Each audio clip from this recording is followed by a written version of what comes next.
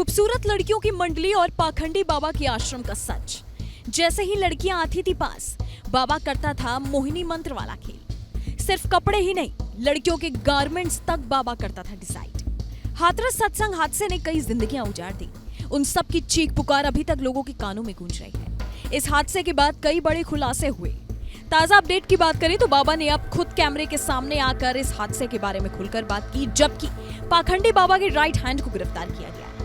यूं तो इस हादसे के बाद कई खुलासे हुए जिसको सुनकर पैरों के नीचे से जमीन खिसक गई, लेकिन इस बार एक ऐसी बात निकलकर सामने आई जिसके बाद हर कोई दंग रह गया। दरअसल पहले ये बातें थी कि बाबा अपने आश्रम में आदमियों की तादाद कम रखता है, लेकिन लड़कियों की तादाद ज्यादा होती है। सूरजपाल अपने आश्रम में लड़कियों के बीच में नाचता गाता, उसके दरबार में लड़कियां अप्सरा बनकर आती।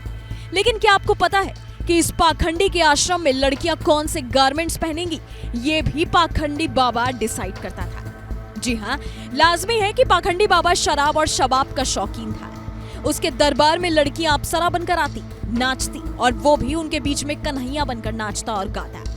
उसके ही आश्रम में एक सेवादार का कहना था कि बाबा के आश्रम में नाबालिग लड़कियां हैं जो उसकी सेवा में हैं। उन लड़कियों की जिंदगी और उन लड़कियों की जिंदगी का हर एक निजी फैसला पाखंडी बाबा करता था। लड़कियां कब क्या खाएंगी, कैसे रहेंगी, क्या पहनेंगी, कैसे पहनेंगी, सारे फैसले इस पाखंडी के होते थे।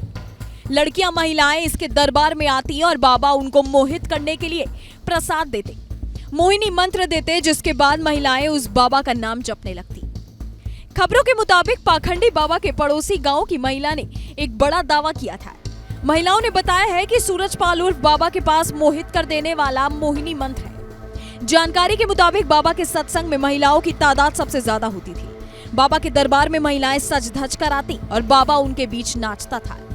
पड़ोसी गांव की महिलाओं ने बताया कि बाबा के पास एक मोहिनी मंत्र है और जैसे ही महिलाएं उसके पास जाती हैं तो वो उसके बताए हुए मंत्र या संवाद में जकड़ जाती हैं।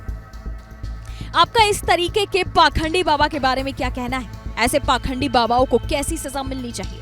कमेंट करके जरूर बताइएगा। Bureau report, global Bharat.